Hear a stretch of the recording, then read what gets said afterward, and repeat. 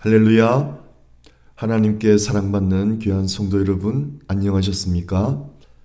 오늘 복된 주일 이렇게 하나님의 말씀을 함께 나누게 되어 하나님께 깊은 감사와 영광을 돌립니다. 오늘은 요한일서 강의 5번째 시간입니다. 요한일서 2장 18절에서 23절까지 읽어드리겠습니다. 18절입니다. 어린이 여러분, 지금은 마지막 때입니다. 여러분이 그리스도의 적대자가 올 것을 이라는 말을 들은 것과 같이 지금 그리스도의 적대자가 많이 생겼습니다. 그래서 우리는 지금이 마지막 때임을 압니다. 기도 올리겠습니다. 아버지 하나님, 오늘 복된 주일을 맞이하여 요한일서 강해를 통해서 하나님의 말씀의 은혜를 저희들이 귀하게 받아 이 험한 세상을 살아갈 때 여러 이단들을 분별하고 참되신 하나님의 말씀을 우리 마음속에 가지고 이 험한 세상을 승리하며 살아가는 하나님의 빛의 자녀로 살아가는 복된 삶으로 인도하여 주옵소서. 복되신 예수님 이름으로 간절히 기도드립니다. 아멘. 요한일서 기록 동기를 좀 살펴보기를 원합니다. 요한일서는 사도 요한이 말년에 소아시아에 머물고 있을 때 그 지역에 큰 시련을 겪고 난 후에 기록한 편지라고 합니다. 이것은 요한일서 2장 19절에서 우리가 볼 수 있는데요. 이렇게 말하고 있습니다. 저희가 우리에게서 나갔으나 우리에게 속하지 아니하였나니 만일 우리에게 속하였다면 우리와 함께 구하여 쓰려니와 저희가 나간 것은 다 우리에게 속하지 아니함을 나타내려 함이니라. 여기서 저희가 우리에게 나갔다고 한 것은 어떤 이단적 무리들이 교회 안에 들어와 발을 붙이고 있다가 교회의 반대와 저항을 받아서 물러난 것을 보여주고 있습니다. 그래서 교회는 이단의 침입으로 말미암아 처음에는 어려움을 겪었으나 결국 이단을 물리치고 승리했음을 요한일서는 보여주고 있습니다. 그래서 요한일서에 청년들아 내가 너에게 쓰는 것은 너희가 악한 자를 이겼다라고 2장 13절에 말하고 있고, 또 청년들아 내가 너에게 쓴 것은 너희가 강하고 하나님의 말씀이 너희 속에 거하시고 너희가 흉악한 자를 이겼다라고 14절에 칭찬하고 있습니다. 또 4장 4절에 자녀들아 너희는 하나님께 속하였고 또 저희를 이겼나니 이는 너희 안에 계시니가 세상에 있는 이보다 크심이라고 말하고 있고요. 이단들을 물리칠 수 있었던 것은 결국 하나님의 말씀이 우리 안에 거하기 때문이라고 결론 짓고 있습니다.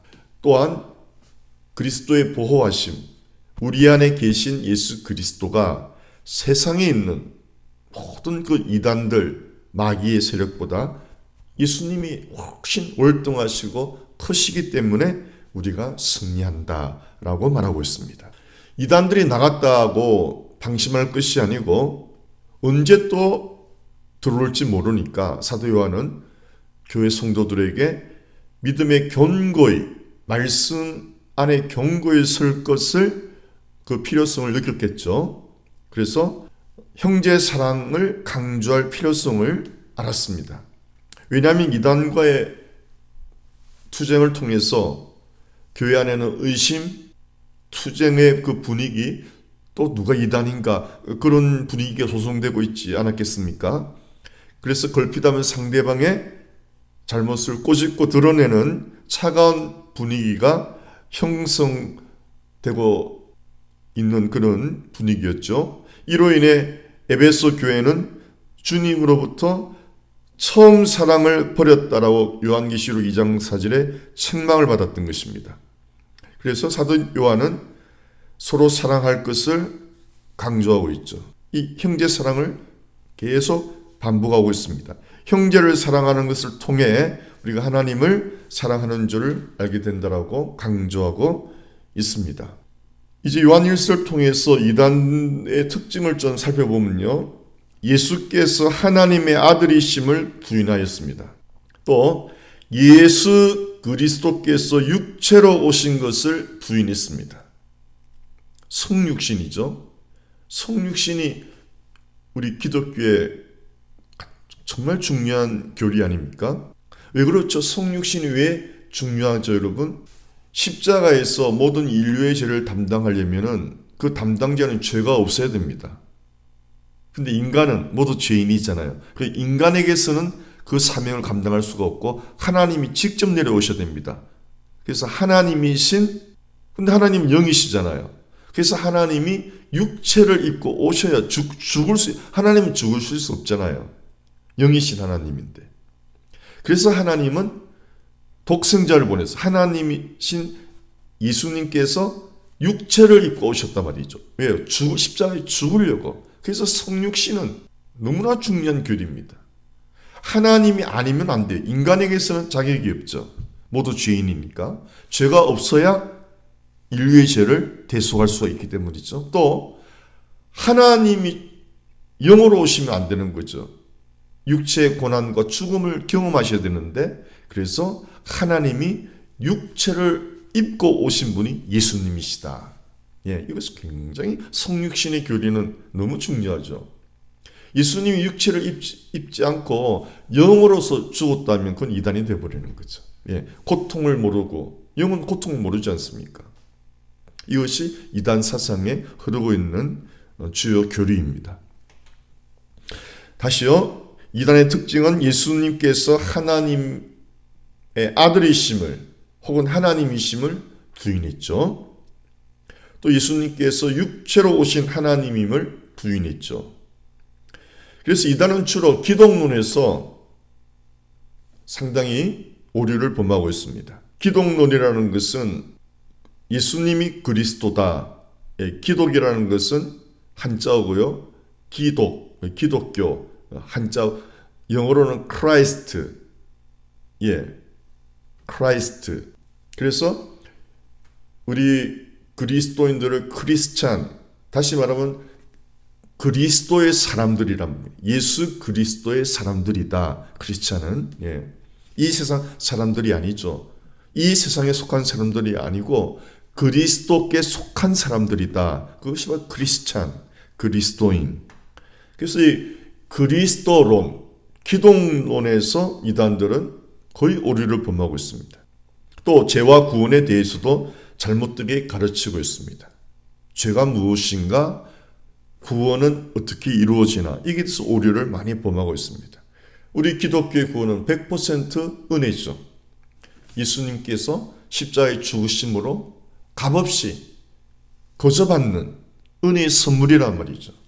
그러나 이단들은 구원을 받기 위해서 조건을 낼 겁니다. 그래서 가장 많이 나타나는 것이 경제적 착취입니다.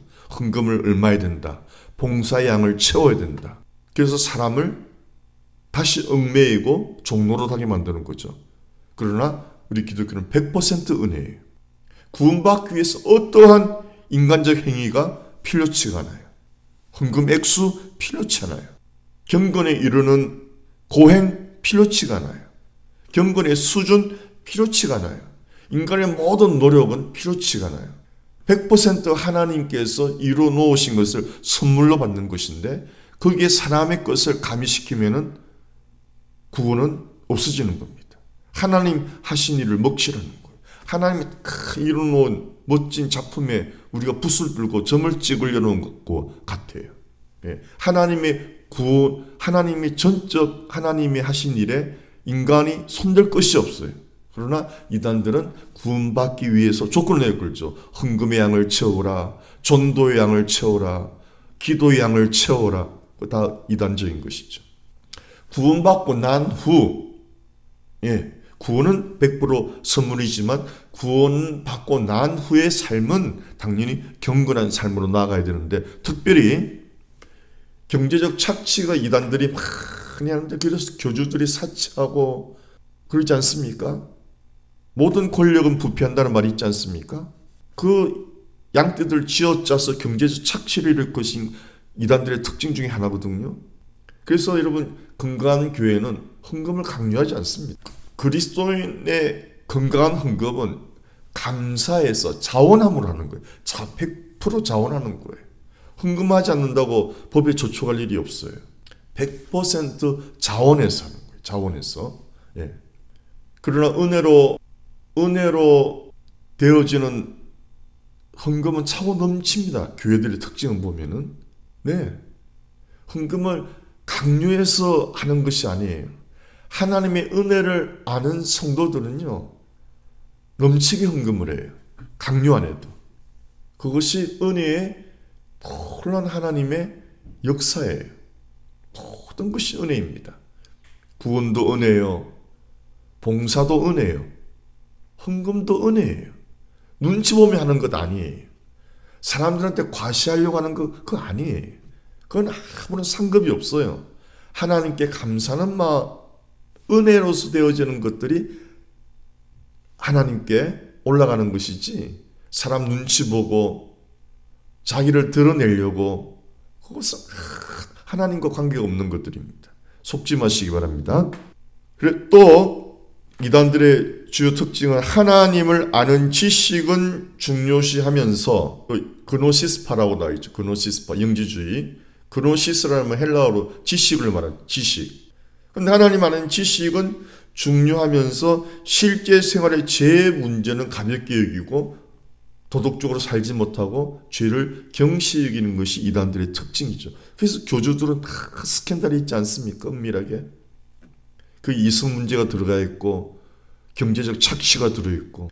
그래서 여러분 그노시스라는 지식이라는 말은 어디서 유래됐냐면 헬라어 기노스코, 안다. 그죠? 그 아는 것이 깊은 관계를 통해서 안다. 그래서 하나님과 깊은 관계를 통해 다시 하나님 깊이 사랑하는 관계를 통해서 알기 때문에 하나님의 말씀을 순종하고 하나님의 말씀을 지킬 수밖에 없어요. 하나님을 사랑하는데 그 말씀을 안 지키겠습니까, 여러분? 그러나 그노시스파들은요, 영지주의자들은요, 지식적으로 알지 행동이 따르지 않았다는 거예요. 그냥 지식적인 알만 이것이 바로 이단들의 특징인 것입니다. 교회 안에 있는 우리들도 하나님의 말씀을 배우기만 하고 삶 속에 나타나지 않으면 이단으로 흘러가 버리는 거예요. 죽은 신앙이 되어버리는 거죠. 이 안에 여러분 그 이단과 우리 정통 크리스찬의 여러분 차이점은요, 사랑에서 나타납니다. 하나님을 진정으로 사랑하면 경건하게 살 수밖에 없어요. 그 말씀을 지킬 수밖에 없어요. 사랑이 동기예요. 사랑에도 하나님을 사랑하는 예수님께서도 십자가에 죽으신 것이 하나님이 세상을 이처럼 사랑해서 그 사랑의 동기가 된 거죠. 그런 이단들은요, 두려움이 동기예요. 교주 말 듣지 않으면 문제가 일어난다. 교주 말 듣지 아니하면 구원에서 탈락된다. 그런 두려움을 주어서 두려움이 동기가 되어서 헌금하고 봉사하고 하게 만드는 거예요. 큰 차이점이죠. 두려움이 동기냐. 성경에는 얼마나 많이 두려워하지 말라, 놀라지 말라. 얼마나 많이 강조하고 있습니까? 두려움은 악한 영이기 때문이죠. 그러나 이단들의 교주들은 두려움을 심어주어서 그 사람들 끌고 가는 거죠. 그래서 착취하고 억압하고 종로로 시키는 거죠. 그래서 이것만으로도 분별이 되는 거 아닙니까? 그래서 영지주의가 아시아 교회를 위협했는데 영지주의는 사도시대 초대교회에서 복음의 주요한 대적이 되었던 철학입니다. 영지주의 철학은 이상하고 다양한 방식들로 변화가 된 이단의 특징이에요. 짬뽕이에요. 근본이 없어요. 여기저기서 그 이단에게서 또 파생되기 때문에 그 교리들이 막 뒤섞여 있어서 애매모호한 것들이 너무나 많아요. 그래서 자꾸 바뀌는 거죠, 교리가. 그 영지주의 가르침의 두 가지 기본 원칙이 있는데, 첫째는 지식의 우월성, 그노시스, 지식. 특정한 영적인 자들은 진리에 관한 특별한 지식, 그노시스를 갖고 있다고 주장했죠.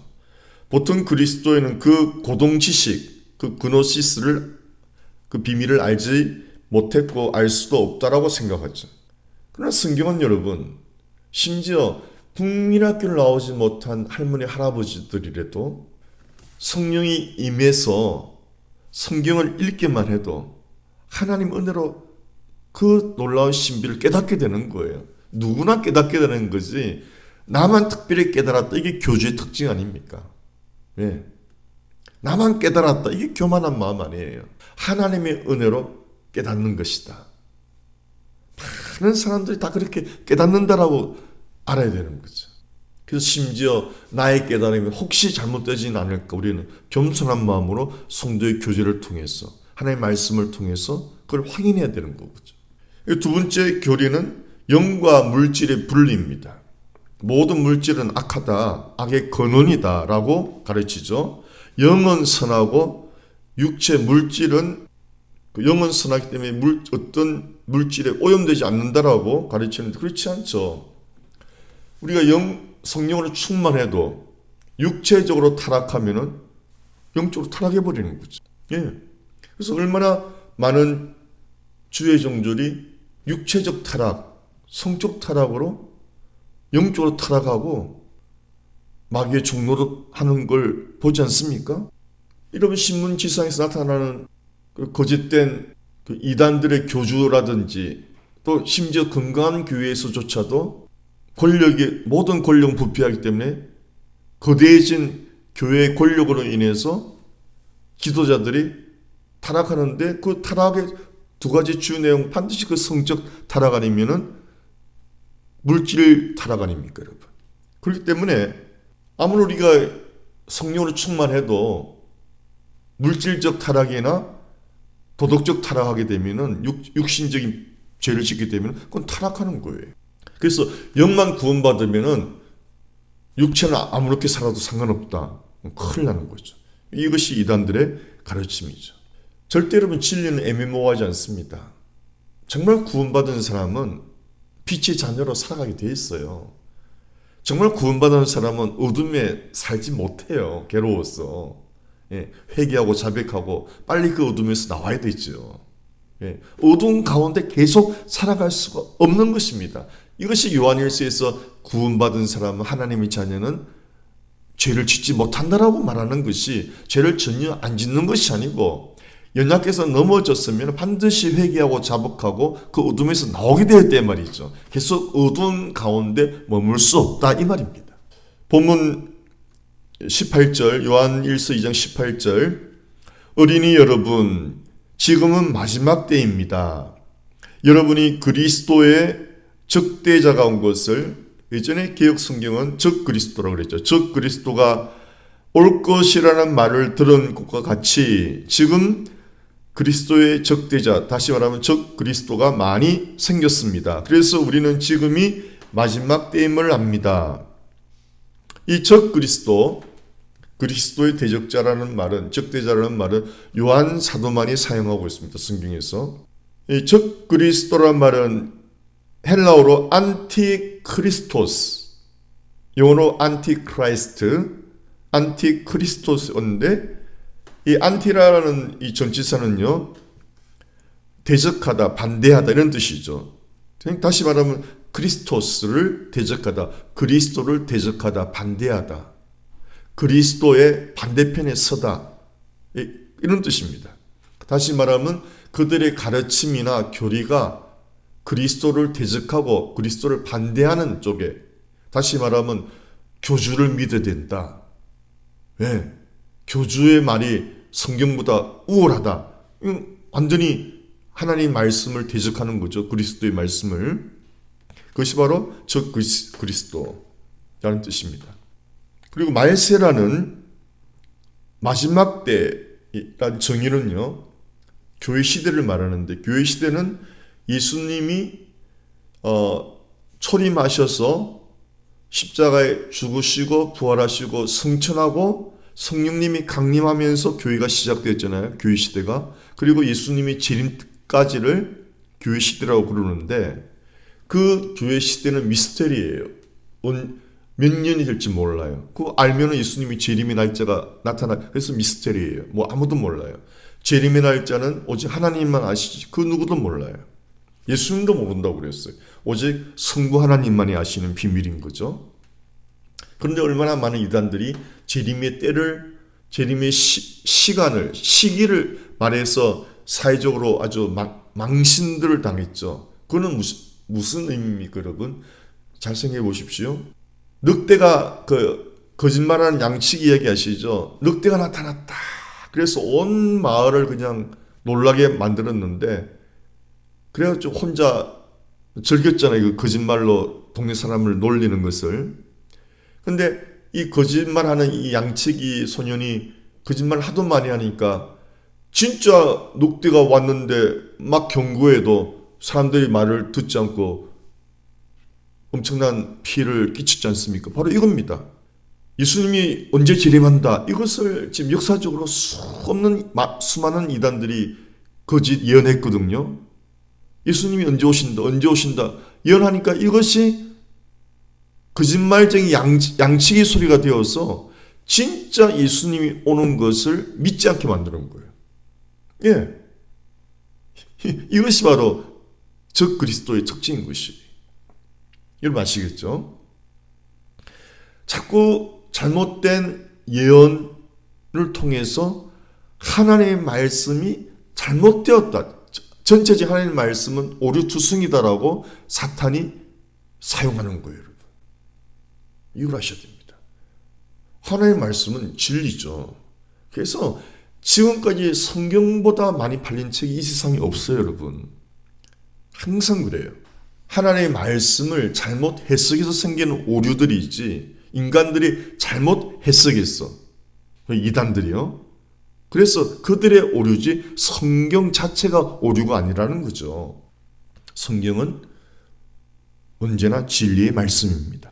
그래서 마지막 때라는 것은 여러분 예수님이 초림해서 예수님이 재림까지의 기간이 마지막 때예요. 벌써 2000년이 지났지만은 여러분 하나님 말씀에는 하나님께는 시간 개념이 하루가 1000년 같고 1000년이 하루 같은 이 한 가지 사실을 잊지 말라고 그랬잖아요.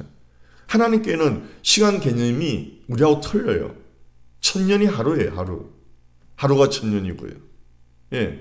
그러니까 2000년이 우리는 지나도 왜 안 오시나 하지만은 하나님은 한 명이라도 더 구원하시기 위해서 아직도 예수 믿지 않는 분들 많이 있잖아요. 지금도 제 설교를 들으시는 분 중에 아마 믿지 않는 분 계실 거예요.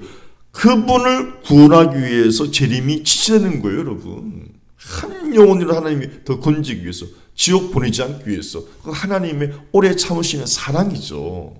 예.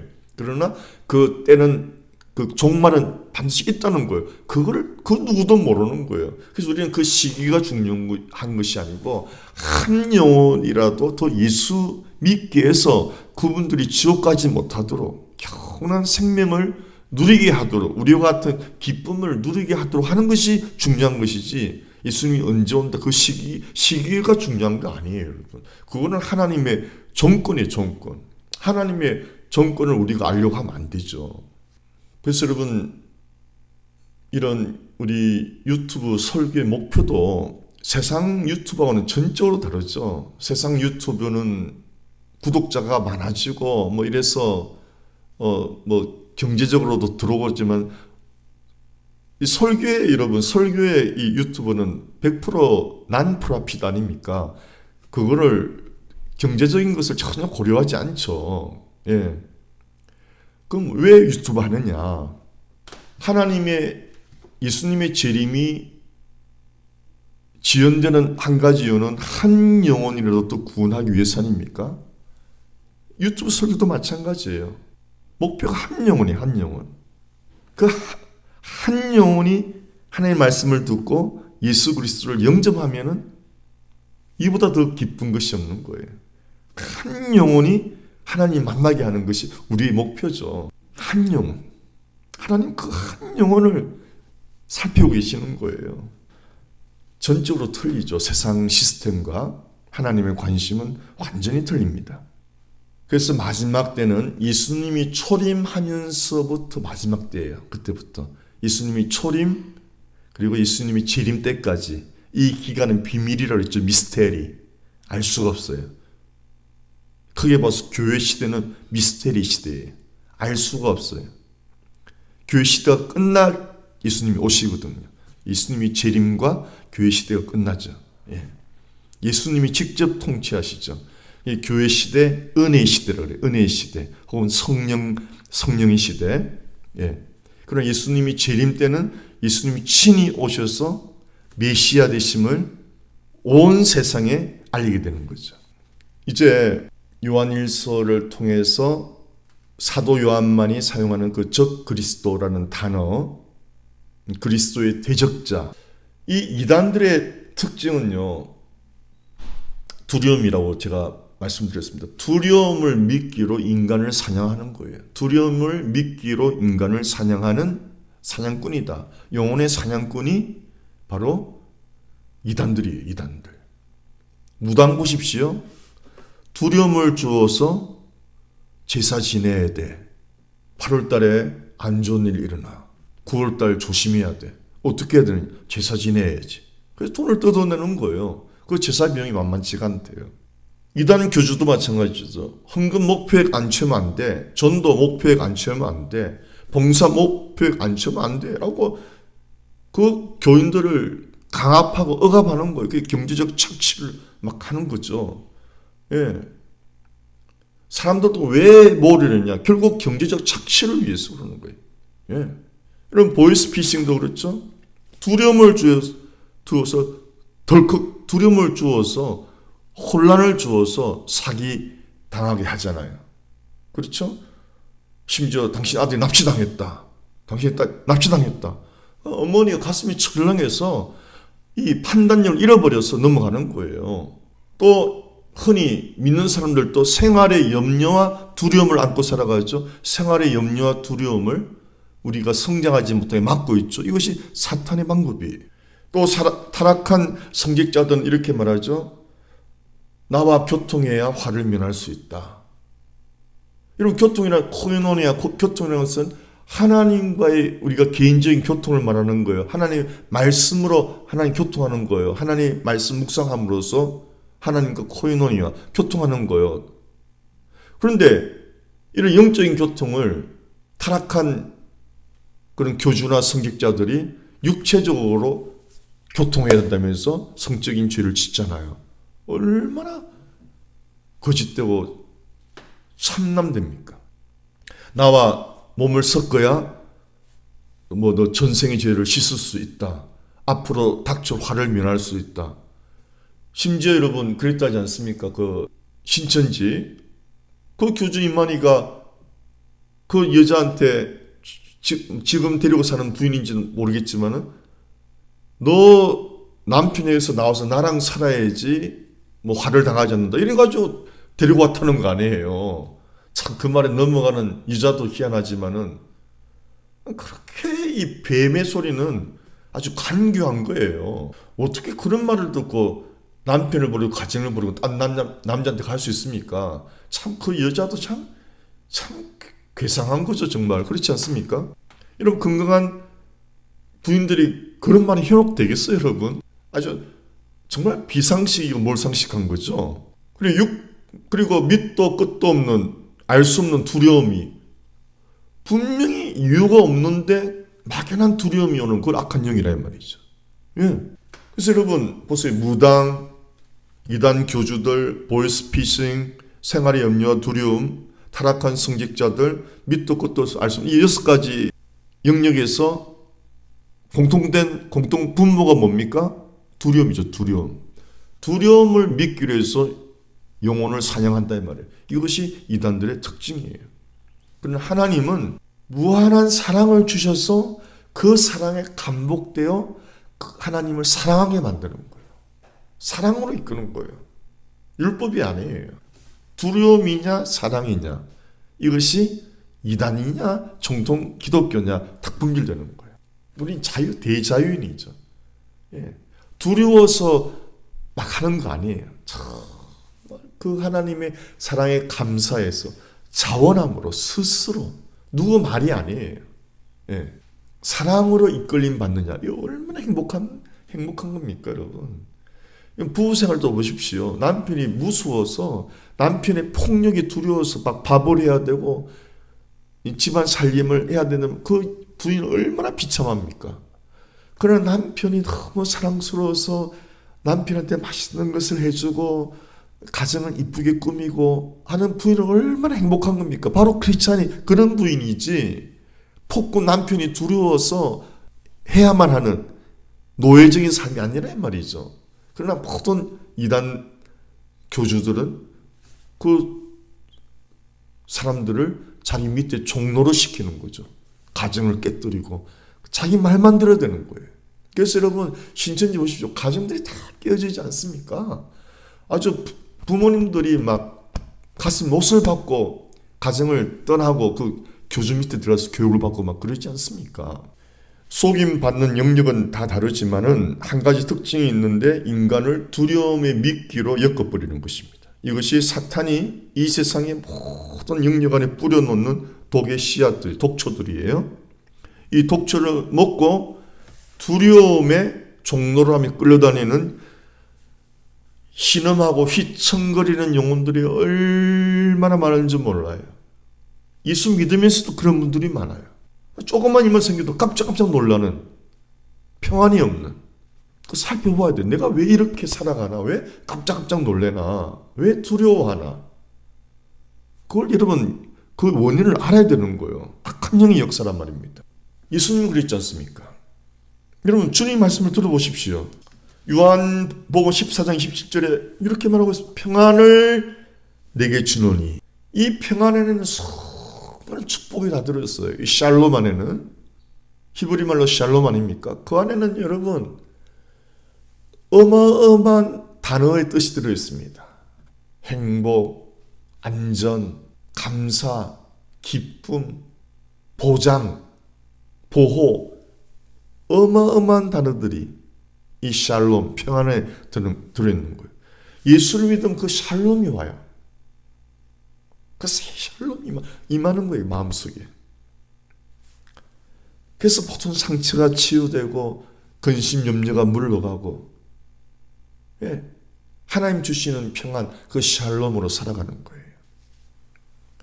예수님 말씀 들어보세요. 평안을 내게 주노니, 샬롬을 내게 주노니 곧 나의 샬롬, 평안을 너에게 주노라. 내가 너에게 주는 이 샬롬은 세상이 주는 것과 같지 않다. 세상이 주는, 여러분, 평안은 샬롬이 아니에요. 안락한, 좀 안락한 삶을 말하는 거죠. 그러나 주님 주시는 샬롬은 여러분, 육신은 고달프도 막노동하는 사람일지라도 마음에 평안이 있다는 그런 뜻입니다, 여러분. 그냥 럭셔리한 안락함이 아니에요. 그래서 세상이 주는 럭셔리한 안락함이 아니라는 거죠. 세상이 주는 것 같지 아니하니라. 너희는 마음에 근심하지도 말고 두려워하지도 말라. 이 근심과 두려움이 얼마나 악한 것인지 주님이 이렇게 강조하고 있잖아요. 근심하지도 말고 두려워하지도 말라. 악한 영에게 잡히지 마. 여러분 지금 마음 상태 어떠세요? 예수 믿으면서도 근심이 자주 지배당합니까? 두려움이 지배를 당합니까? 그럼 예수님을 모신 거 아니에요. 하나님의 말씀이 이러면서 구하는 것이 아니라는 거죠. 빨리 해결해야 되겠죠? 상담을 받아보시고, 그런 분들은 상담을 받아보시고, 건강한 목회자와 상담을 받아보시든, 믿음 좋은 분들과 한번 상담을 받아보시란 말이에요. 전문적 상담자, 크리스찬 카운셀러 상담을 받아보시는 것이 굉장히 중요합니다. 이 마음에 근심이 많고 두려움이 많은 것. 과거의 성장 배경에서 올 수도 굉장히 많거든요. 자기가 자랐던 성장 배경, 심지어 부모의 이혼 가정이라든지, 그 성장할 때 굉장히 그 힘들었던 배경이라든지 그런 것도 굉장히 많아요. 그래서 꼭 카운셀링을 받아보시기 바랍니다. 주님을 마음에 모신 자는 결코 근심과 두려움에 쌓이지 않습니다. 잠깐 공격당할지 모르나 이내 그것들 물려치고 이내 주님의 평안이 회복되죠. 저도 예수 믿기 전에는 빛도 끝도 없는 어떤 근심을 갖고 살았어요. 평안을 이상하게 마음이 평안하지가 않았어요. 술 담배를 해보아도 철학책을 읽어보아도 불교에도 제가 심취해 보아도 그 잠깐이지 지속적인 평안이 오지 않았어요. 그래서 친구를 만나서 술 마시고 그 잠깐 땜방질하는 거죠. 그러나 홀로 있을 때는 늘 고독과 근심이 이 마음을 주장해서 마음이 어두웠죠. 그래서 저는 신경성 위장병으로 얼마나 많은 세월을 고통당한지 몰라요. 근데 예수님을 만나고 나서 예수님을 제가 영접한 지 한 2년이 지났는데 이제 제가 위장약을 안 먹는 거예요. 오래 뒤에 깨달았어요. 내가 왜 위장약을 안 먹네? 위가 더 이상 아프지가 않네. 샬롬이 들어오니까, 예수 만나고 샬롬이 들어오니까 그 고질적인 위장약을 끊어버린 거예요. 예, 이것은 저절로 임하는 겁니다. 정말 예수님을 만나면은 샬롬은 저절로 임하는 거예요. 은혜로 임하는 거예요. 하나님이 주신 선물이에요. 그 예수님 내가 너에게 준다고 그랬잖아요. 성경은 틀림없는 확실한 보증입니다. 보증수표예요, 여러분. 주님을 마음에 모신 자는 결코 근심과 두려움에 쌓이지 않습니다. 잠깐 올 때가 있겠죠. 하지만 금방 물리쳐 버리죠. 우리가 연약해서 죄 지을 때가 있죠. 화를 벌컥 낸다든지 짜증을 낸다든지. 그러나 그것은 어쩔 수 없는 어떤 상황. 그러나 그거는 즉시 또 회개하고 자백하고 바로 원상복귀가 되는 거죠. 오뚜기 같아요. 금방 일어나는 거죠. 그래서 죄를 계속 지을 수가 없는 거죠. 어둠 속에 머물 수가 없는 거죠. 할렐루야. 또 보십시오. 요한복음 16장 32절에 이렇게 말하고 있어요. 보라, 너희가 다 각각 제 곳으로 흩어지고 나를 혼자 둘 때가 오나니 벌써 왔도다. 그러나 내가 혼자 있는 것이 아니라 아버지께서 나와 함께 계시느니라. 예수님은 다 하셨어요. 3년 공생애 동안 12 제자를 가르치고 기적을 보여주고 하나님의 말씀의 능력을 보여주었어도 결국 그들이 떠나버릴 것이고 하는 것을 알으셨어요. 그런데도 예수님은 실망치 않고 하나님의 말씀의 능력을 아셨기 때문에 인간의 연약함, 인간의 배신에도 아랑곳하지 않고 계속 예수님은 사역을 하셨어요. 말씀의 능력, 하나님의 말씀의 능력이 결국 인간의 그 연약함을 깨뜨리고 말씀 안에서 굳건히 서게 만들어주거든요. 이 하나님의 말씀의 능력임을 아시기 때문에 예수님은 어떤 인간의 실패와 배신에도 상처받지 않으셨어요. 그들이 다시 회복될 것을 아셨기 때문이죠. 심지어 가롯 유다는 완전히 배신하고 자기 목숨을 스스로 끊어서 배에서 창자가 터져 비참해 죽는 것까지 다 아시지 않았습니까? 근데 예수님이 이렇게 말했죠. 나를 혼자 둘 때가 오나니 벌써 왔도다. 들어보세요. 그러나 내가 혼자 있는 것이 아니라 아버지께서 나와 함께 계시느니라. 이 성삼위 하나님 일체의 이 놀라운 중요성. 예수 믿는 사람은 절대 혼자 있는 게 아니에요. 예수님 내 안에 함께 계시는 거죠. 하나님의 말씀이 내 안에 함께 있는 거죠. 그래서 고독할 수가 없어요. 내가 혼자 있는 것, 여러분 잘 들으세요. 내가 혼자 있는 것이 아니라 그리스도 똑같이 고백해요. 내가 혼자 있는 것이 아니다. 예수님은 아버지께서 나와 함께 계신다. 우리는 예수님이 나와 함께 계신다. 말씀이신 예수님이 나와 함께 계신다. 33절 이것을 너희에게 이르는 것은 너희로 내 안에서 평안을 누리게 하려 하십니다. 얼마나 이 샬롬이 중요한지 예수님을 배신하고 다 도망가 버리고 제자들을 부활하시고 처음 나타나셔서 첫 마디가 샬롬 하셨어요, 여러분. 이 배신자들아 그러지 않았어요. 샬롬. 배신자들에게 첫 마디가 샬롬이었어요. 샬롬. 얼마나 하나님의 사랑은 끝도 한도 없습니까? 결국 그 샬롬의 그 말씀 앞에 꺾어지고 배신한 제자들이 다 죽기까지 충성하잖아요. 결국은 이게 하나님 말씀의 능력이에요. 여러분 혹시 실패 많이 경험하셨습니까? 세상에서 넘어진 적 많이 있습니까? 하나님의 말씀을 다시 붙드십시오. 여러분 넘어진 것은 말씀을 붙들지 않았기 때문에요. 100%예요. 예. 말씀 중심으로 살지 않고 어떤 경험 중심, 누구 감정 따라 살다가 누구 말 듣고 살다가 다 쓰러지는 거예요. 내 스스로가 하나님의 말씀을 열심히 보지 않고 그 말씀 은혜로 살지 않으면 다 넘어지게 되어 있어요. 말씀 중심으로 회복하셔야 돼요. 다시 말씀으로 돌아가야 돼요. 그러면 모두 비신해서 온전히 주님께 충성했던 제자들처럼 우리도 살아갈 수가 있는 거예요. 오직 말씀이에요. 이것을 너에게 이루는 것은 너희로 내 안에서 평안, 샬롬을 누리게 하려 함이라. 세상 보십시오 여러분. 예수 믿는 사람들한테 전혀 고통이 안 온다, 어려움이 안 온다는 뜻이 아니에요. 들어보십시오. 세상에서는 너희가 환난을 당하라. 이 세상 시스템은 고통의 시스템이에요. 환난을 당하라, 담대하라. 내가 세상을 이겼노라. 요한복음 16장 32절 33절 말씀이 있죠. 다시 말하면 여러분 샬롬은 뭡니까? 이기는 평안이 이기는 평안. 항상 구름 위에서 붕붕 떠다니는 그런 게 아니에요. 어떤 어려운 일이 일어나도 놀라지 않아요. 두려워하지 않아요. 내 안에 예수님이 계시고 내 안에 말씀이 있는데, 전능하신 하나님의 창조의 능력이 말씀인데 뭐가 두렵다는 거예요. 이겨낼 수 있다는 거죠. 용기를 가지고 담대함을 가지는 것이 샬롬이에요. 샬롬. 세상에서는 환난을 당하지만 담대하라, 용감해라, 믿어라. 내가 세상을 이겼노라. 예수님이 세상에 있는 어떤 세력보다 강하신 분이에요. 창조주 하나님 아닙니까? 할렐루야. 네. 두려워하는 것은 왜죠? 내 안에 예수님이 없다는 뜻이에요. 여러분. 내 안에 전능하신 하나님의 말씀이 거하지 않고 있다는 뜻이에요. 감정 위주로만 듣고 다니는 신앙. 카톡 그런 카톡을 너무 여러분 자주 하는 것도 좋지 않습니다. 하나님의 말씀을 진중하게 보고 그 말씀을 묵상하는 시간을 가져야 여러분이 건강한 사람, 용감한 사람이 되는 거죠. 그 분별하셔야 됩니다.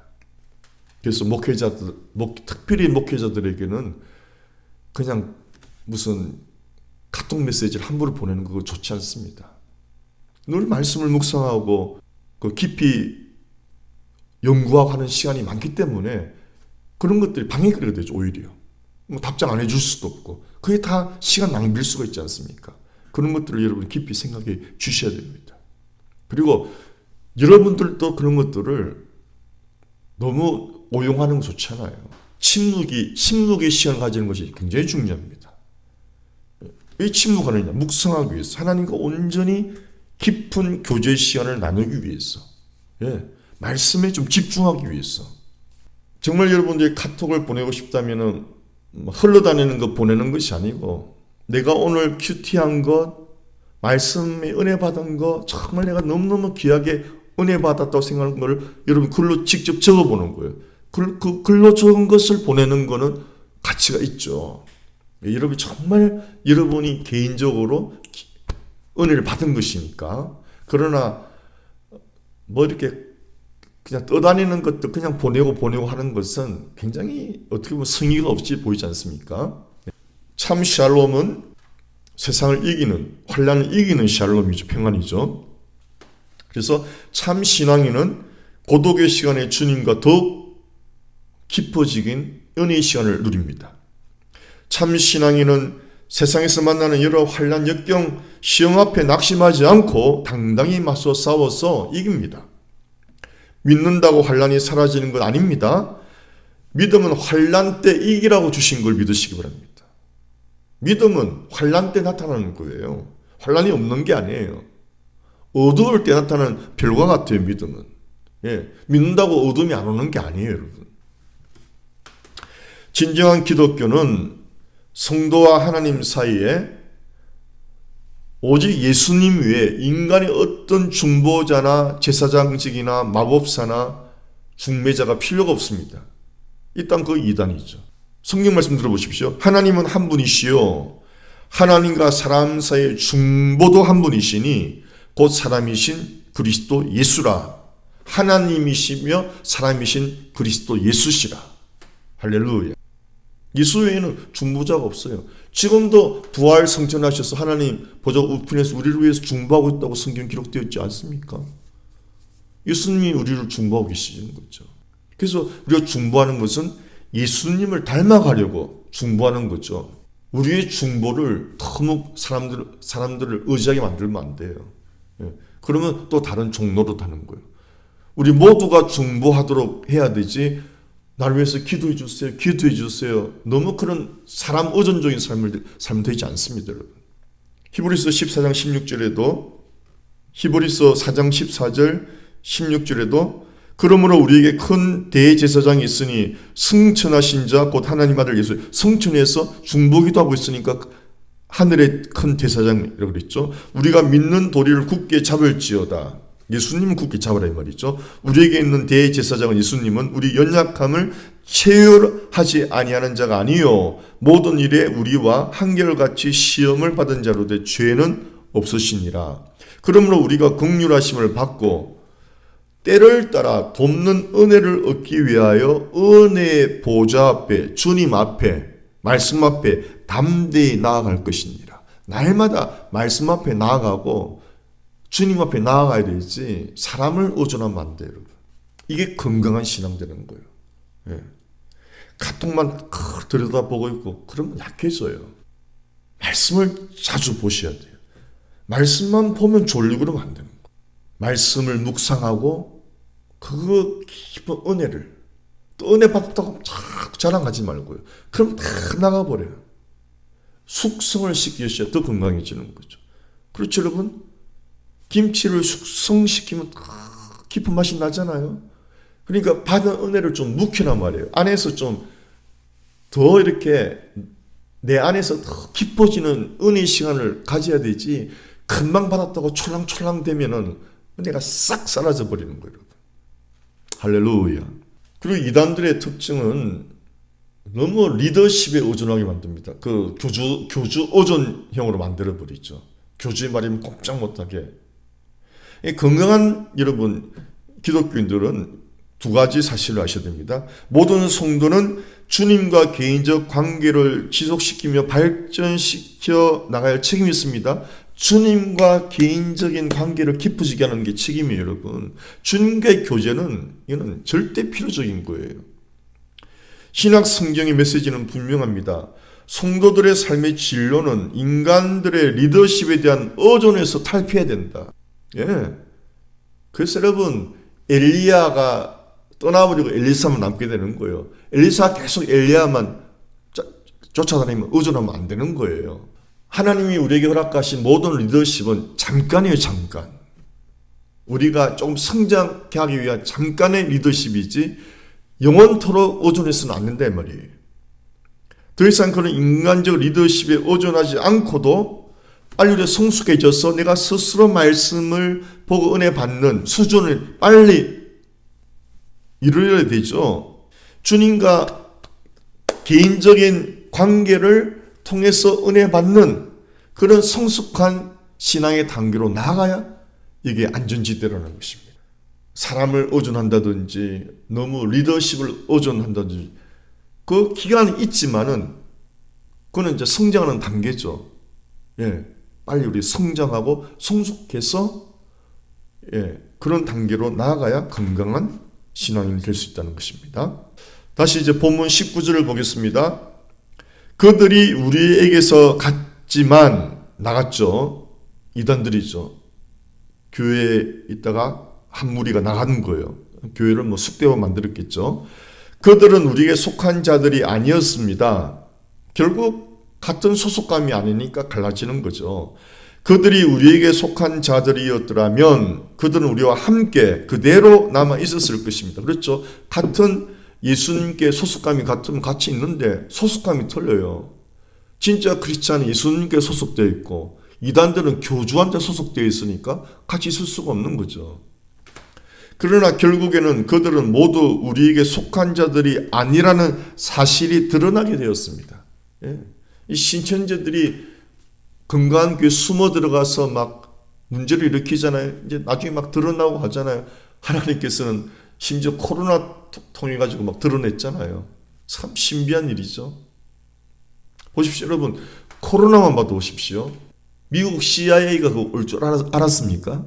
어느 세계에 여러분 그렇게 예언자들 많아도 그걸 누가 예언했냐고요. 세계 최고의 나라 미국이 가장 많이 죽었지 않습니까? 최첨단 과학 기술을 가지고 있는 미국이 제일 많이 죽었지 않습니까? 얼마나 속수무책입니까, 여러분? 그 바이러스 하나에 속수무책으로 전 세계가 당했잖아요, 여러분. 근데 뭘 자신한단 말입니까? 도대체 뭘 과신한단 말입니까? 과학요? 의료 시스템요? 중요한 것은 여러분, 또 다른 어떤 바이러스가 어떤 문제가 창궐할지 그 누구도 모른다는 우리는 그런 이런 시대에 살고 있습니다. 예측 불가한 시대. 그래서 제가 예전에 미래학 세미나에 가서 그때가 벌써 97년도니까 2007, 2017 거의 뭐 한 25, 6년인데 여러분. 그때 25, 6년 전에도 그 시대를 지금의 시대가 뭐냐 럭비공 시대를 럭비공 시대. 왜? 럭비공은 떨어지면 어디로 튈지 모르잖아요. 그 공이 불균형하니까 어디로 튈지 모른단 말이에요. 미래는 어떤 일이 생길지 아무도 예측할 수가 없는 거예요. 그러나 우리 크리스찬은 미래가 불투명해도 어떤 일이 벌어질지라도 우리에게는 예수님이 계시고 전하신 말씀이 있으니까 어떤 것에도 우리는 이겨낼 수 있는 믿음이 있기 때문에 두려워하지 않는 거죠. 아무리 연구해 보십시오, 여러분. 미래에 어떤 일, 그건 모르는 거예요, 여러분. 가장 중요한 것은 내 안에 예수 그리스도를 모셨느냐. 그리하여 샬롬을 가지고 살아가느냐. 그 샬롬은 하나님의 말씀의 능력은 모든 재앙을 이길 수가 있다는 거예요. 심지어 죽음도 그렇지 않습니까, 여러분? 코로나 때문에 많이 죽어나가는데 저는 그 신문 기사를 보고 얼마나 감동을 받았는지. 그 크리스찬 노부부예요. 치료를 거절하는 거예요. 우리는 괜찮습니다. 우리는 뭐 살 만큼 살았습니다. 그분들이 아마 70대 부부였는데 아직도 뭐 70대 요즘은 그렇게 늙지 않았지 않습니까? 그런데도 젊은 사람들도 치료하십시오라고 치료를 거절했잖아요. 이게 크리스찬의 샬롬이라는 거예요. 여러분. 죽음도 두려워하지 않는 거예요. 예. 주님이 나를 오늘 데려가신다. 그래도 할렐루야죠. 신비하지 않습니까? 이것이 이 세상을 살아가는 준비된 자세란 말이에요. 준비된. 네. 고난을 두려워하면 고난한테 삼켜버려요. 그냥 고난과 싸울 각오를 하는 사람은 고난을 이기게 되어 있어요. 고난을 각오하는 사람이냐? 고난을 두려워하는 사람이냐? 고난을 두려워하는 사람은 늘 쫓김당하는 신세를 면치 못합니다. 그러나 하나님의 샬롬, 하나님의 말씀을 가진 사람은 어떤 고난이 와도 두려워하지 않아요. 고난을 맞설 딱 준비가 되어 있거든요. 할렐루야. 그래서 그러나 결국에는 그들은 모두 우리에게 속한 자들이 아니라는 사실이 드러나게 되었습니다. 20절에 여러분은 거룩하신 분에게서 기름 부으심을 받아 모든 것을 알고 있습니다. 성령님이 우리 안에 오셔서 하나님의 말씀을 진리로 이끌어 주기 때문에 안다는 거지 우리가 뭐 교만하게 모든 걸 내가 다 한다 이런 뜻이 아니죠. 성령 하나님께서 하나님의 말씀을 가르쳐 주신다. 이해하도록 도와주신다. 그래서 보혜사입니까? 파라클레토스. 바로 내 옆에서 도와주신다. 그래서 우리가 아는 거지 교만하게 나는 모든 거 안다 그런 뜻이 아닙니다. 성령님의 도우심이 있고 하나님의 보호하심이 있다는 거죠. 그래서 우리가 건강하고 강할 수가 있는 거지 예수님 없이 말씀 없이 하나님 없이 내가 강하다 안다 이거는 뭐 이단돼 버리는 거죠. 그러므로 이 분리해 나가는 것은 건강한 교회도 마찬가지죠.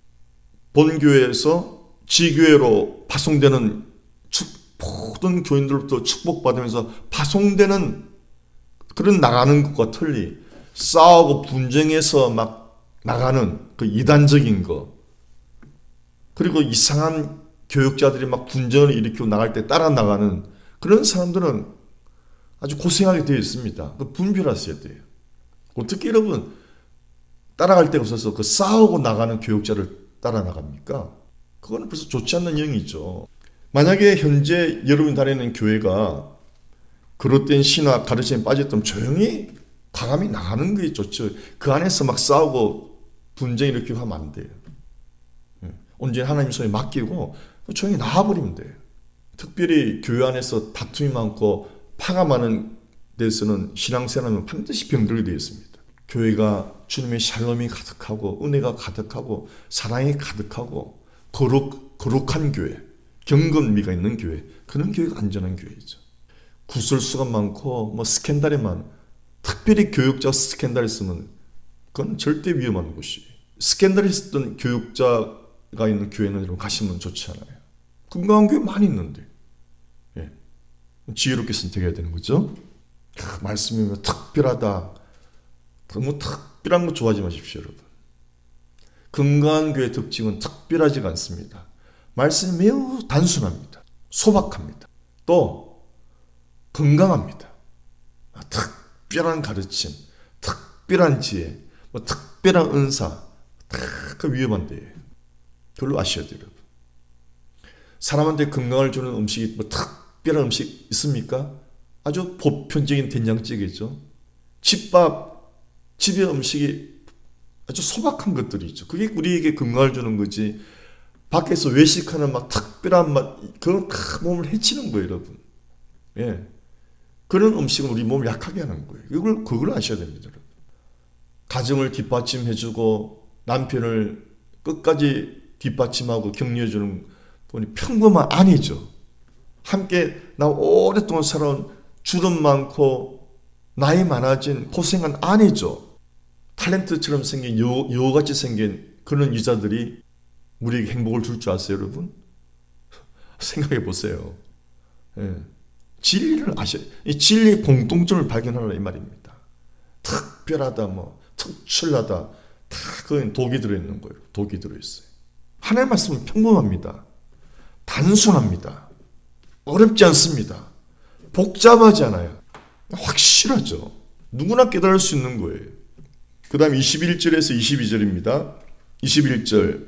여러분이 진리를 알지 못한다고 해서 여러분에게 내가 이렇게 서 보내는 것이 아닙니다.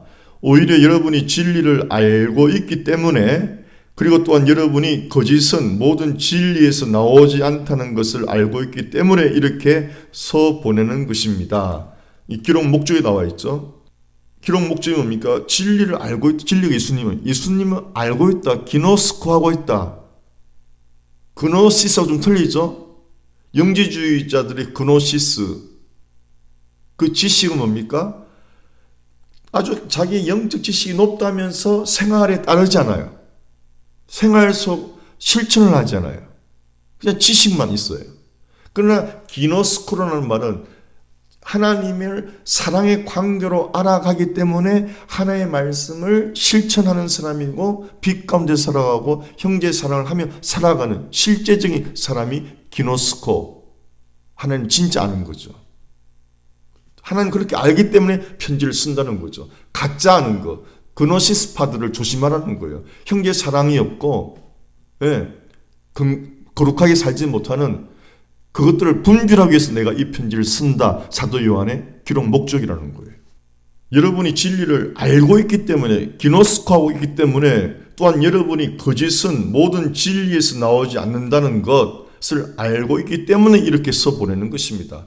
다시 말해 여러분이 알고 있는 그 진리에 확고히 서라는 거예요. 그들에게 흔들리지 말라는 거예요. 22절에 누가 거짓말쟁이입니까? 누가 영혼을 흔듭니까? 누가 영혼을 휘청거리게 만듭니까? 예수가 그리스도이심을 부인하는 사람이 아니고 누구겠습니까? 아버지와 아들을 부인하는 사람이 곧 그리스도의 적대자, 즉 그리스도입니다. 예수님을 부인하면 아버지를 부인하는 거예요, 여러분. 이걸 아셔야 돼요. 여러분 세상도 보십시오. 아들을 칭찬하면 아버지가 더 기쁘죠? 그렇죠? 아들 무시해 보십시오. 아버지 마음이 더 상합니다. 똑같아요. 예수님을 무시해 보세요. 하나님 아버지가 마음 상하죠. 예수님을 영접하는 것이 하늘 아버지를 영접하는 거라고 되어 있잖아요. 여러분 이거 보십시오. 얼마나 쉽고 간단하지만은 이단들은 예수와 하나님을 따로 두지 않습니까? 어떻게 여러분 여러분 인간 세상에서도 그 자식을 막 뭡니까? 그 자식을 나무라면서 아버지를 칭찬할 수가 있습니까, 여러분? 자식을 나쁘게 말하면 아버지를 나쁘게 말하는 거죠. 그렇죠? 이단들이 모호한 진리를 가지고 있단 말이에요. 마귀의 속성은 게 거짓의 압이라고 되어 있어요. 압이라는 말은 여러분 근본이다, 근원이다. 예. 그래서 우리는 무슨 예술가들을 뭐 미술의 아버지다, 음악의 뭐 아버지다 이런 말 많이 하지 않습니까? 최고의 거짓말 뭐냐? 최고의 거짓말장인 누구냐? 예수 그리스도를 부인하는 거예요. 하나님의 아들 되심을 부인하는 거예요. 예수님이 하나님이심을 부인하는 거예요. 내가 예수다. 내가 전능한 자다. 이런 엉터리들이 얼마나 많은지 몰라요. 예수님은 성육신 하셨다. 예수님은 처녀 마리아에게서 태어나셨다. 성령으로 잉태되었죠. 요셉이 씨가 들어간 게 아니에요. 성령으로 잉태했어요. 그리고 마리아 몸을 빌린 거죠. 마리아를 숭배하면 안 돼요. 마리아 숭배하는 것은 잘못된 가르침입니다. 마리아한테 기도한다? 성경 어디에 나와 있어요? 참 사람들이 정말 미련하죠. 없는 것을 막 만들어낸단 말이에요. 없는 것을, 성경에 없는 것을. 성경을 한 번 읽으면 알 텐데 읽어보지 않는다는 거예요. 그래서 이단에 빠지는 사람들의 특징은 성경을 제대로 보지 않았다는 거예요. 성경에 게으른 자다 말이죠. 열심을 보고 읽어야 되는데 그럼 누구나 깨달을 수 있어요. 솔직히 여러분. 성경을 제대로 읽지 않았다.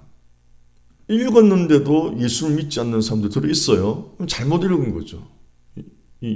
성령의 도우심 없이 자기 방식으로 엉터리를 읽은 거예요. 그거는 많아요, 많아. 성경을 여러분 백독으로 엉터리 읽어보십시오.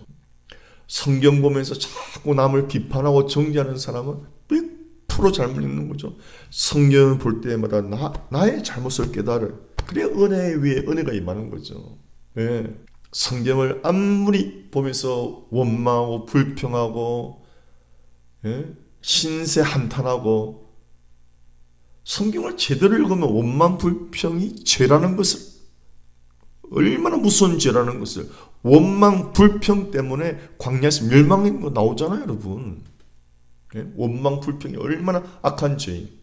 비판하지 말라 그랬는데 끊임없이 비판하잖아요. 비판하고 끊임없이 잔소리하고 심지어 하나님께서 민수기에 내 귀에 들린 대로 해주겠다. 얼마나 무슨 말입니까, 여러분? 하나님 다 듣고 계시잖아요. 여러분의 원망, 불평, 비방 그거 다 듣고 계십니다. 그것이 다 여러분 삶 속에 열매 맺게 되는 거예요. 그 악한 열매를 맺는 거예요. 말보다 무서운 것이 없어요. 말보다 비싼 것이 없어요. 말 한마디 잘못하면 신세를 망쳐요.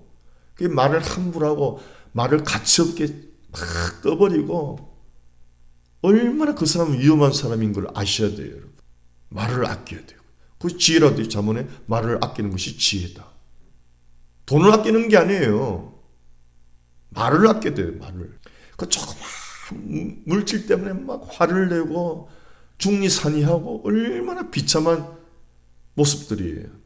그 썩어진 물질 때문에. 하나님의 말씀 때문에 내가 손해보고 하나님의 말씀 지키려고 내가 손해보고 물질을 양보하고 그래야 품 있는 사람, 경건한 사람 될 거 아닙니까? 마리아 숭배 안 됩니다. 물질 숭배 안 됩니다. 그래서 마리아에게 동정녀 처녀 마리아에게서 태어났다는 것이 그 말은 처녀의 몸을 빌렸단 말이에요. 처녀의 몸을. 왜냐하면 하나님 육신되기 위해서는 인간의 몸이 필요하잖아요. 그 그릇으로 마리아를 섰지. 그래서 마리아는 복받은 여인, blessed woman이죠. 그냥 복받은 여인 중에 한 명이지 우리가 신앙해야 할 사람이 대상이 아니고 기도의 대상이 아닙니다. 성경 어디에 나와 있습니까, 여러분? 마리아 숭배 안 됩니다. 심지어는 마리아가 성천했다는 말이 있는데 여러분 성경 어디에 그런 게 있습니까? 성경에 성천한 분이 몇 분이죠? 세 분이죠? 첫째 에녹이 성천했죠. 죽음을 맛보지 않고 성천했죠. 에녹은 살아있을 때 성천했고 엘리야도 성천했죠. 죽음을 맛보지 않고. 근데 에녹도 엘리야도 죽음을 맛보지 않고 성천이 휴거 이것은 우리가 예수 믿고 살아있는 자들이 예수님 재림할 때 살아있는 자들이 휴거되는 것을 상징하는 거예요. 예, 들려 올라가는 것을. 물론 무덤에 들어간 사람 휴거되지요. 그래서 휴거될 때도 순서가 있어요. 하나님은 질서 하나님이니까 먼저 죽은 자들이 먼저 휴거돼요. 그리고 살아남은 자가 휴거된다고 되어 있어요. 그 휴거의 상징이지. 예수님은 에녹과 엘리야의 틀린 점은 예수님은 죽으셨다가 부활해서 성천하신 분 아니에요. 예. 마리아 성천은 없어요, 여러분. 부활해서 성천하신 분은 예수님밖에 없어요. 하나님의 아들이심을 증거하신 거죠. 이것이 황당해 들린다. 뭐 부활했다. 뭐 천녀임을 태어났다. 이것이 황당해 들릴 것입니다. 하나님의 은혜가 아니면 황당한 거예요. 이것이 얼마나 귀한 진리인 것을 알게 돼요, 여러분. 맞아. 천녀의 몸에서 태어나야만 되는구나. 인간의 씨가 들어가면 절대 구원 역사 이루어지지 않죠. 예. 인간 씨가 들어가면은 십자가에 죽을 자격이 박탈되는데, 여러분. 그래서 십자가에 죽으시고 부활하심으로 온전히 하나님 되심을 증명되셨죠. 이 모든 기독론에서 어긋난 교리나 가르침은 모두 적 그리스도입니다. 또 예수님을 뭐 4대 성인 중 한 명이다. 뭐 석가모니, 공자, 소크라테스, 예수. 여러분, 석가모니, 공자, 소크라테스는 인간의 몸에서 태어난 사람, 보통 사람들이죠. 예. 예수님은 하나님의 씨로 태어난 분이란 말이에요. 하나님이 육신을 입고 오신 분이란 말이에요. 예수님은 하나님이시란 말이에요. 근본이 틀리다. 그래서 예수님은 너희는 땅에서 났고 나는 하늘에서 났다. 예? 마리아한테 난 것이 아니라 하늘에서 났다. 마리아의 몸을 잠시 빌린 것이다. 예수님이 말 구유에 잠시 누이신 것처럼 마리아의 몸에 잠시 있었던 거예요. 태어나기 위해서. 마리아는 말 구유 역할을 한 거예요. 말 구유. 예, 여러분. 이걸 아셔야 되죠. 그래서 예수님은 너희는 땅에서 났고 석가모니, 공자, 소크라테스 그 밖에 모든 뭐 진리라고 말하는 사람들 다 너희는 땅에서 났고 예수님은 나는 하늘에서 났느니라. 이게 틀린단 말이에요, 여러분. 4대 성인이 아니에요. 하나님이신데 예수님은 하늘에서 오신 분입니다. 짝퉁하고 진짜 틀리죠? 땅에서 난 사람 다 짝퉁이란 말이에요. 하늘에서 오신 예수님이 진짜 진리란 말이에요. 진리. 가장 흔한 종교적 설명은 이런 것들이 있습니다. 산 정상에 오르는데 산 정상은 진리라고 이제 표현하죠. 그러나 그 산 정상에 오르는 길은 여러 가지다. 그래서 종교는 여러 가지나 올라가 보면 같은 진리다라고 이 아주 흔한 가르침인데 정말 엉터리죠. 지리산 꼭대기 오르는 길이 여러 군데가 있죠. 예, 전라도 쪽에서 올라가는 길이 있고 경상도에서 올라가는 길이 여러 군데가 있는데 그런 뜻이 아닙니다. 성경은 하나님을 우리 신랑으로 설명하기도 합니다. 그래서 믿는 사람을 하나님의 신부라고 표현하죠. 또 하나님의 신부라는 또 이단도 많아요.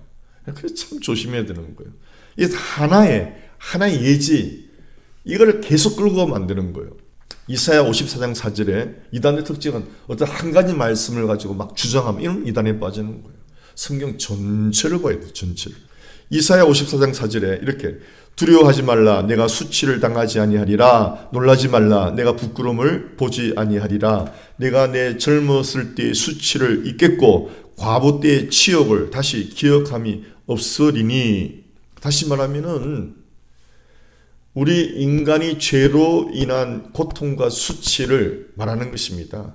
그것을 그 인간의 어떤 과거의 죄와 그 수치의 기록들이 예수 만나면 다 씻어진다는 걸 말하는 거예요. 그 5절에 이는 너를 지으신 이가 내 남편이시라. 그렇죠? 창조주 하나님 우리 남편이라고 이렇게 비유하고 있는 거죠. 설명하고 있는 거죠. 예. 이것을 한 교리로 못 박아버리면 큰일 나는 거예요. 이단 되어버리는 거예요. 그의 이름은 만군의 여호와시며 우리 만군의 여호와는 남편으로 설명되는 거지 이걸 교류하면 안 되는 거예요. 그럼 이단 되는 거예요. 내 구속자는 이스라엘의 거룩하신이시라. 그는 온 땅의 하나님이라 일컬음을 받으실 것이다. 하나님은 이름 여러 가지예요. 온 땅의 하나님이시다. 인간의 하나님만 만유의 하나님이세요. 그래서 여러분 이 세상 하나님이 지은 이 모든 피조물 이 동식물들도 예수님의 재림을 기다린다 그랬잖아요. 로마서에 나와 있죠. 모든 피조물들도 탄식하면 기다린다고, 예수님이 오시기를. 왜? 인간이 저지른 온갖 공해, 기계 문명의 공해로 말미암아 자연 만물이 고통당하고 신음당하고, 이런 지금 아마존 그 숲이 아주 뭡니까? 다 고통당하고 있지 않습니까? 지구의 허파라는 그 아마존이 지금 훼손당하고 있지 않습니까? 그 개발이라는 걸로. 그래서 인간의 그 개발이라는 명목 아래 자연 만물을 막 파헤쳐 놨어요. 바다를 오염시키고, 이 공중을, 하늘을 오염시키고, 땅을 오염시키고, 공기를 오염시키고, 인간을 오염시켰단 말이죠. 그래서 우리 인간만 하나님 이름이 여러 가지인데, 온 만유의 하나님이시라고. 만물의 하나님. 또 비유로 들기를 우리의 남편이시다. 비유란 말이에요. 비유. 이걸 교류하면 안 됩니다. 그러니까 여러분 보십시오. 엉터리 설명 보십시오. 산 정상은 진리라고 봅니다. 그 올라가는 길은 여러 가지 종교 여러 가지는 올라가면 똑같아. 아니에요. 하나님으로 비유해 보십시오. 남편으로 보십시오. 하나님 진리가 남편으로 설명됐는데, 하나님 남편으로 설명됐는데, 건강한 가정은 한 아내 한 남편 아닙니까? 그렇죠? 그래서 올라가는 길이 여러 가지가 아니에요. 올라가는 길이 여러 가지가 아니죠. 여러 가지 종교가 아니고 오직 예수 그리스도를 통해서만 하나님께 갈 수 있는 거죠. 예수 그리스도를 통해서만. 나를 통하지 않고는 아무도 나에게 올 수가 없다라고 되어 있어요. 성경 말씀에. 나를 통하지 않고는. 다시 예수님을 통하지 않고는. 그러니까 하나님께 가는 길은 여러 가지다. 그러나 올라가 보면 하나님이다. 이건 엉터리라는 거예요. 듣기에는 아주 민주적이고 아주 뭡니까 이렇게 관용적인 것 같아도, 아버지가 12명일 수 있습니까 여러분? 아내가 여러 명일 수 있습니까? 한 남편한테 아내가 12명일 수 있어요? 예전에 몰몬교 일부 닫혀있죠. 근데 그거 보세요. 이단들의 교련이 자꾸 바뀐다면, 지금 바뀌었다 그러잖아요. 물론 오래됐겠죠. 바뀐 것이. 바뀌는 거예요. 이렇게. 이는 너를 지으신 이가 내 남편이시라. 그의 이름은 만군의 여호와시며 내 구속자는 이스라엘의 거룩하신 이시라. 그는 온 땅의 하나님이라 일컬음을 받으실 것이라. 그렇죠. 만유의 하나님이시기도 하죠. 6절에 여호와께서 너를 부르시되 마치 버림을 받아 마음에 근심하는 아내, 이건 비유죠. 버림을 받아 마음에 근심하는 인생이라 말이죠. 인생. 곧 어릴 때 아내가 되었다가 버림을 받은 자에게 함과 같이 하실 것임이라. 내 하나님께서 말씀하셨느니라. 내가 잠시 너를 버렸으나 큰 긍휼로 너를 모을 것이요. 다시 말하면은 우리 인생들이 하나님께 죄를 짓고 하나님과 원수가 되어서 버려진 존재가 됐는데, 예수님께서 십자가에서 우리 죄를 대신해서 죽으심으로 다시 우리를 끌어안게 되셨단 말이죠. 버린 아내를 다시 되찾는 남편이 되었단 말이죠. 이 비유입니다. 비유. 진리를 설명하는 거란 말이죠. 7절에 내가 잠시 너를 버렸으나 큰 긍휼로 너를 모을 것이요. 큰 긍휼은 십자가의 구속이죠. 8절에 내가 넘치는 진노로 내 얼굴을 내게서 잠시 가렸으나 영원한 자비로, 십자가의 은혜가 영원한 자비로 너를 긍휼히 여기리라. 내 구속자 여호와께서 말씀하셨느니라.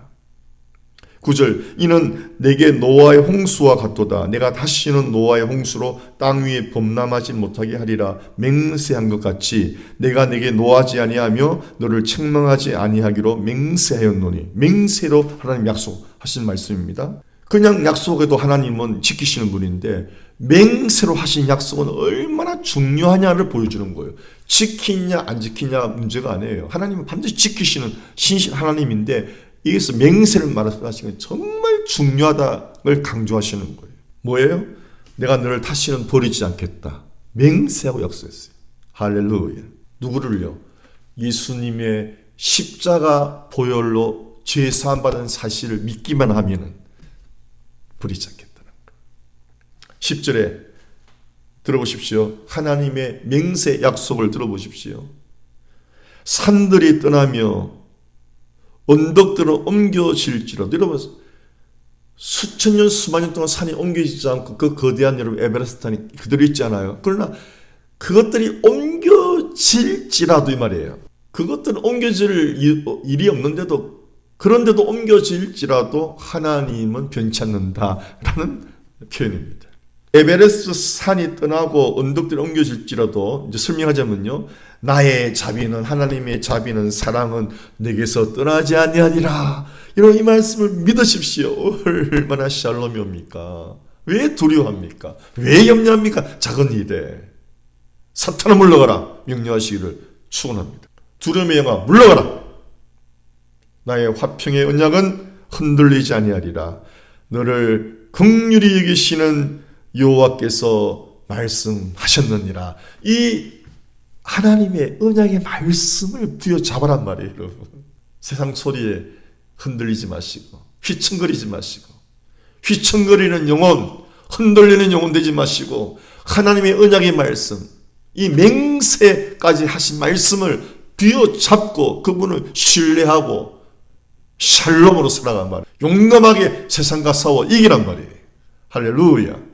마지막 23절입니다. 누구든지 아들을 부인하는 사람은 아버지를 모시고 있지 않는 사람이요 아들을 시인하는 사람은 아버지를 또한 모시고 있는 사람입니다.